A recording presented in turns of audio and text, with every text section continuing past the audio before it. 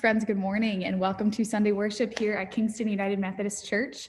My name is Nikki Zimmerman. I'm the pastor of Sunday worship, and I am joined by my two people who comprise this dream team that we're on, Harlan Redmond, who is right in front of me, and Ashley Gonzalez, who also is right next to me. We are so glad that you are here and grateful that we are able to be together, albeit far apart.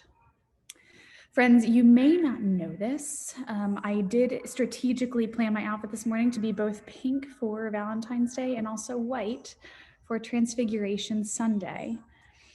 So Transfiguration Sunday is a Sunday every single year when we remember this really wild story that's in our scriptures. This story when Jesus goes up on a mountaintop and Jesus is transfigured into dazzling white and becomes radiant in front of 3 disciples. And every year, preachers across the country are faced with making this seemingly irrelevant passage relevant. But I think maybe now more than ever, this text meets us since we are used to God revealing God's self in surprising ways. I have the privilege this morning of reading to you an excerpt of Sara Wegman's blog. For those who don't know, Sara is a far-flung sheep. She's somebody who's been with us in recent weeks and recent months. And she's also a professional blogger. And recently she wrote about attending church virtually and what it was like to come back to this particular worshiping community.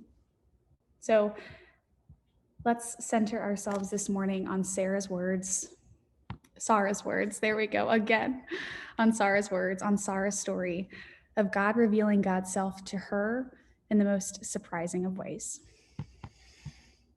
She writes, "At the start of the pandemic, I decided to attend online services at churches from various traditions than my own, as a way to enrich and broaden my vocabulary of faith. As the lockdown continued, I tried to find a more permanent online spiritual home by joining a friend for her church's live streams, but eventually I burnt out. A live stream just doesn't feel like church, and after a while, it doesn't feel like church after a while, especially when our whole lives are behind a screen, and I find myself aching for things that feel tangible and real. And then this week, my friend Shannon, who's in our little Zoom room right here, Shannon sent me a link to my old home church's weekly Zoom service, Kingston United Methodist Church. We sang the old familiar hymns I knew. We followed the structure I'd grown accustomed to over the years of services here. We sang the doxology and the closing song I've known by heart since high school. But that wasn't what felt like church. What felt like church was the people.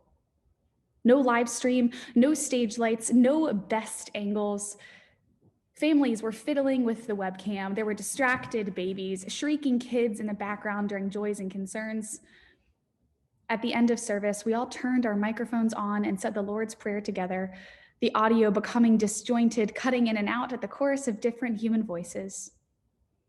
It wasn't glamorous in the way that pre-recorded, edited together services can sometimes be, but it was wonderfully real. And it reminded me of something I should have known before, but had never stopped to realize. Zoom captures a big part of what church is about. It includes the mess, the real people, and the real relationships in a way that live streams and YouTube videos cannot. It shows the coffee stains. It necessitates being seen.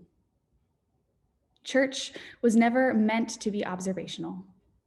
It's relational because it's about what happens among and between us when we take the time to be together. Friends, we are so glad you're here with your coffee stains and your shrieking children, messing with the webcam and all of your mess and ours. As we start worship this morning, know this, that you are loved and that you are enough.